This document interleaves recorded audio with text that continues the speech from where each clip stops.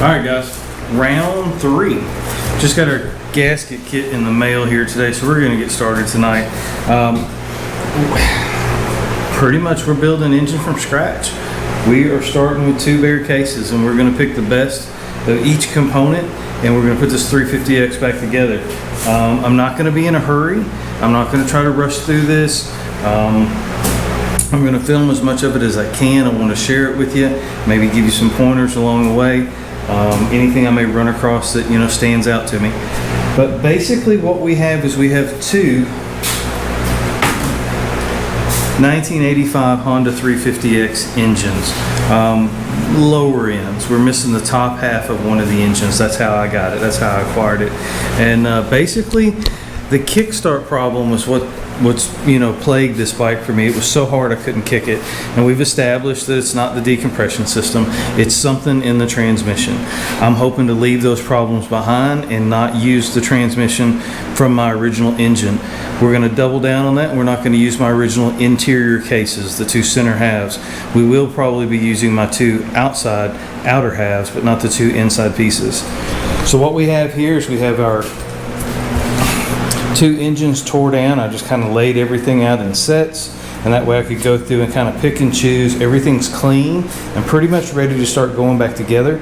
So it's just a matter of figuring out which pieces I want to use from which engine. We've got our head over here. We've got some cleaning materials and so forth. Clutch, head's already been rebuilt. We've got a new gasket kit. We've got a new timing chain. We've rebuilt the oil pump. We've got our good screen. Remember, that's what killed this engine, was a dirty screen. We've got our parts washer here ready to go as needed. Now what I do on a job like this is I like this better than the step-by-steps. You can get your download manual. We cover it in every video. Be sure you can get that. It's free to you over at Oscar Mayer. And at the beginning of each chapter, I went through and I want the exploded view of the parts and the order in which they go in. I pretty much know where everything goes now, but it doesn't hurt to have some reference point to check each individual part. So as we film this, we'll probably film it in time lapse, but you'll see me going through each component, and I'll be referencing these pages, and this is what I'm looking at. This is just the first page of each chapter that pertains to rebuilding the engine. And this is just a good way. You can keep it here. It makes it relatively disposable. You can put it on your phone. You can do that too, or a computer. But I like to print it out. It makes it a little bigger. I don't have to worry about the screen moving when I touch it.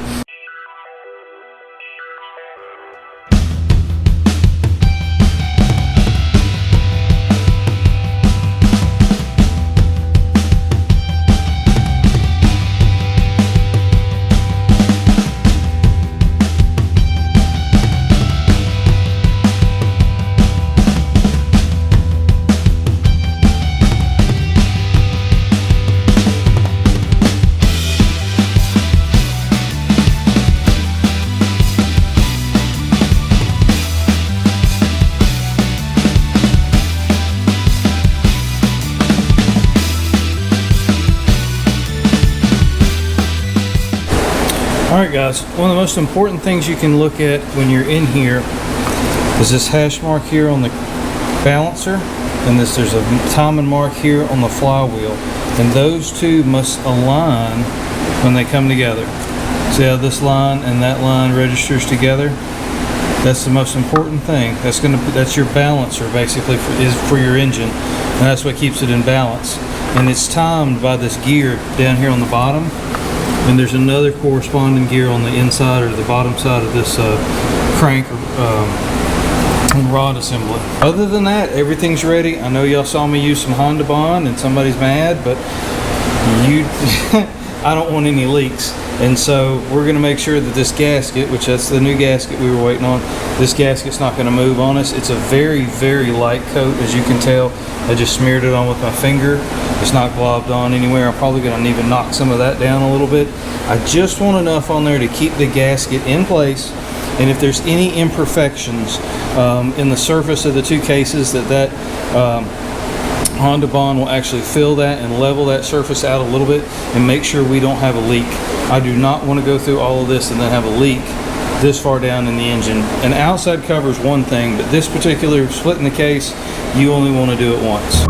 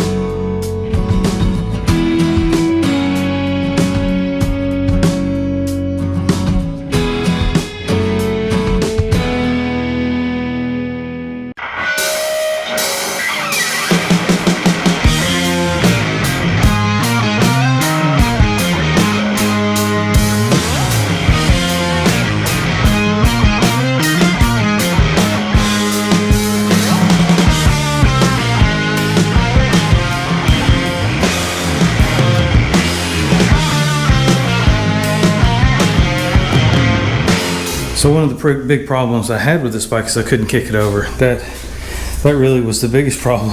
It was actually bigger than it not running, because I didn't know why. I knew why it didn't run. It didn't have any compression. I knew I could fix that, but I didn't know if I could fix the kicking problem. That's something I'd never experienced before.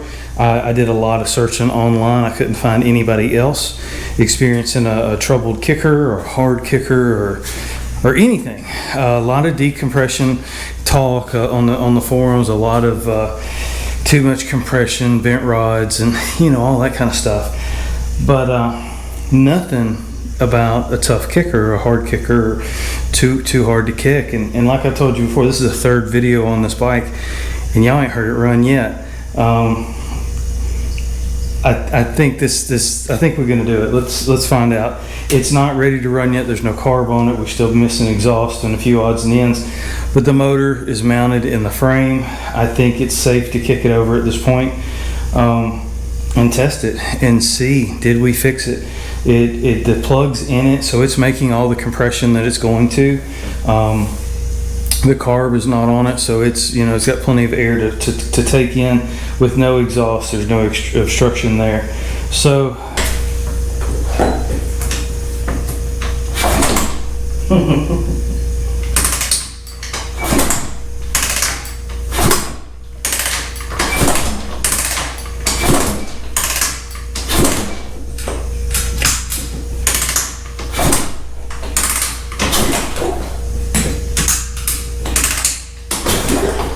that is a win right there.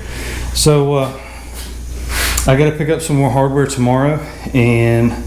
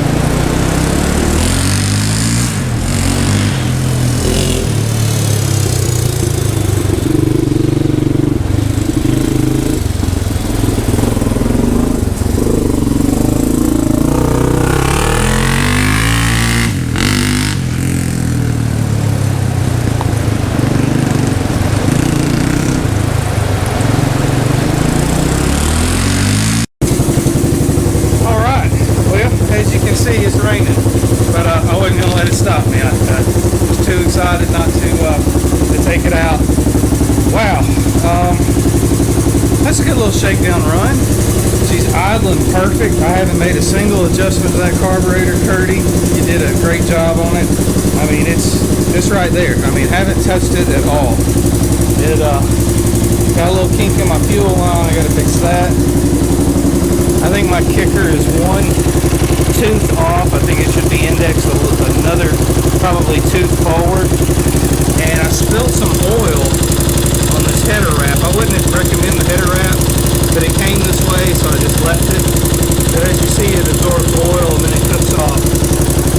But other than that, I don't like these tires. I knew that already though, so we'll fix that.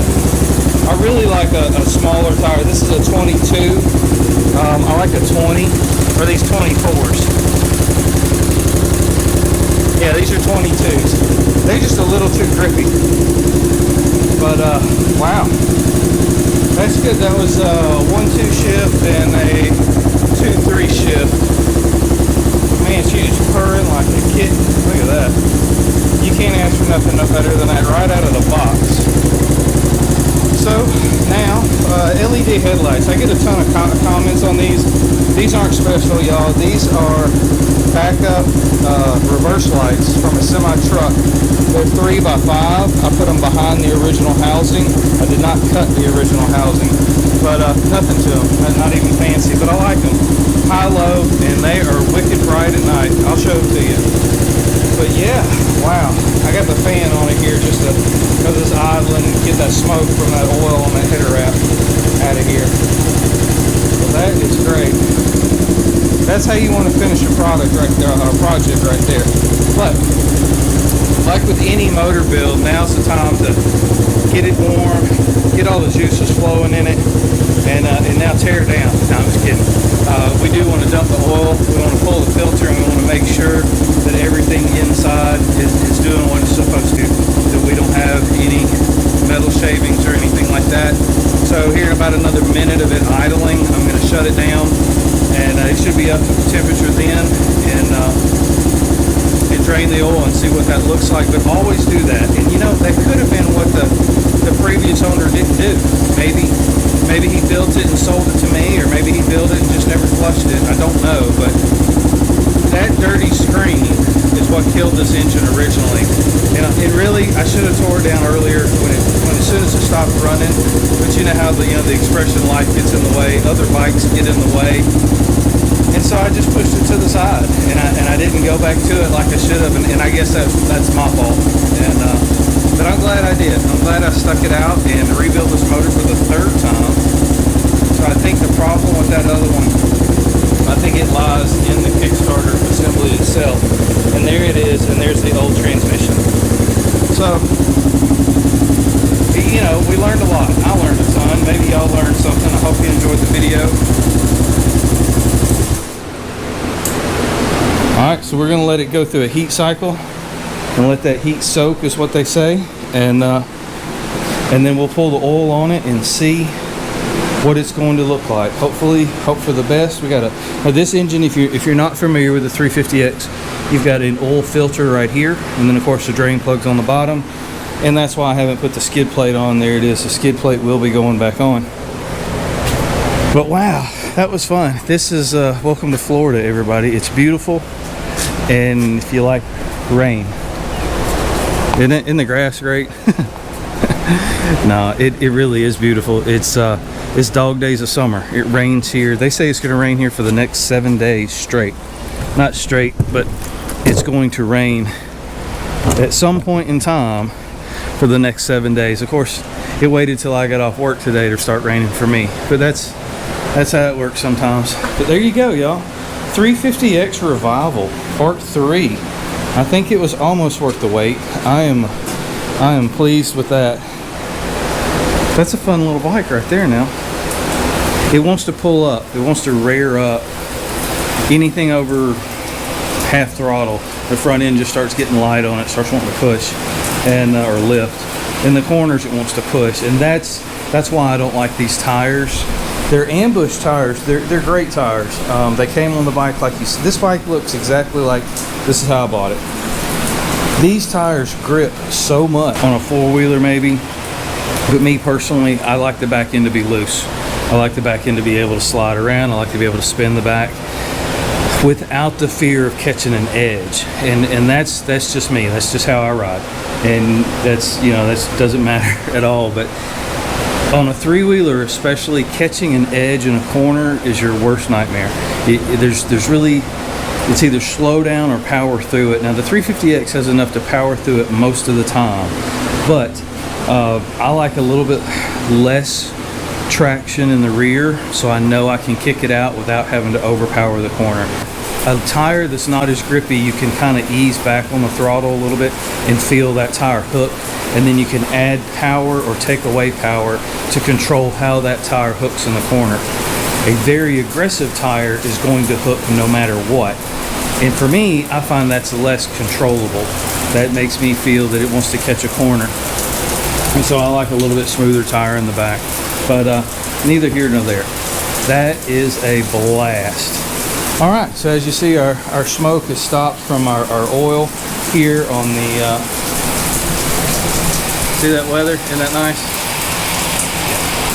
Now what I'm going to do is it's been heat soaking is what they call it. And this is how you'd always check, say, your hot rods, your cars and whatnot. Is take them out, run them, get them up to temperature, get them hot. Let them sit a couple of minutes and let that heat just kind of get all over the place and work into all the parts of the engine, and then go back and restart it. And if it starts up easy, then you got it dialed in. If you start having to mess with adjustments and things of that nature, then you're just not quite there yet. So let's see what we got.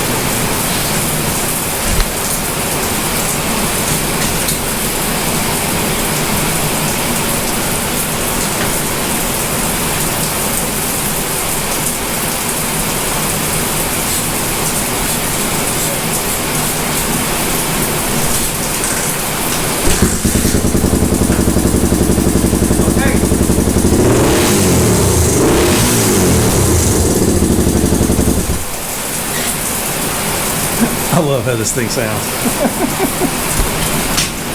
I'm going to get kicked out of the garage real soon, aren't I? Okay, so there you go. Curtie, hats off to you, sir. That's the difference, y'all. That carburetor is not just bought by him and sold by him. Those carburetors are purchased by him. They are timed. They're dialed in by him. They are checked. If you look back at the footage, you'll see every little screw has a mark on it. That shows him that he's tightened that screw, and that tells me that if that screw ever comes loose, I can quickly look at it and those lines won't line up anymore. That's the difference from buying from 223 Cycles. Okay, it's a big deal. It's not just buying from someone that bought from somebody else, that bought from somebody else that just marked it up. We're talking about an actual carburetor guy. Somebody that takes them, times them, ports them, cleans them up beyond what the factory would even do. I didn't touch that carburetor. You saw it on screen. I took it out of the box. I put it on the bike. I haven't touched the idle. I haven't touched an adjustment one on it. I put it on the bike. That's the difference. That's what you're getting when you do business with 223 Cycles. So please follow him, or thank him for supporting the channel. I am greatly appreciative of it. And this is a good way for you to see the quality of his work. An average guy like me can take it out of the box and make it work without having to do anything to it. You can too, and that's the difference. Like always, I appreciate it. Thank you so much for watching. We are growing by leaps and bounds every day. Please like, share, and subscribe. Send it to your buddies. Post it on your social media. Thank you very much. Y'all have a great day. We still have stickers if anybody's interested in the stickers. We went ahead and put a couple out. We're putting them on all the bikes. That's probably the main sticker there. And then we've also got these stickers here. There you go. If you like that one. But as always, Honda Hoarders on Facebook, 223 Cycles, 3wheelerworld.com. Those are some great guys over there and a ton of information. So thank you again. I appreciate it. It stops raining. I'm going to go for another ride after we change the oil. Y'all take care. Enjoyed it. Y'all have a good day. So what are you riding? Shelly Fortin sends us a pair of 200Xs that they are working on here. Looks like we may even have a 250R front headlight bezel on one of these. Got a nice pair coming together. Looks like possibly an 84 and an 85. Did not send any information with these other than they are current projects. Next up, Mike Summereski and his son are working on an 85 Big Red. We just did a poll. That's probably one of the most popular trikes out there. It's the 85 250 ES. Mike tells me that him and his son spend quite a few hours out in the shop trying to get this old machine back up and going. They're sourcing out parts and figuring it out as they go. So that's what it's all about, you know, being out in the shop and figuring it out as you go. Appreciate y'all sending those in, Mike. Paul Kaufman sends in a really beautiful 200X. He is really taking the time to restore this thing. He's got a 6-pack rack on the back. Looks like he's got a fender extension and brace on the front. He's got all the accessories on this one. Looks to be an 85, best I can tell from the photos. He did not send a lot of information other than he's pretty proud that he's got an extended axle on the back of this one, and it shows. Those back tires are hanging out. It looks good. Appreciate you sending that in, Paul.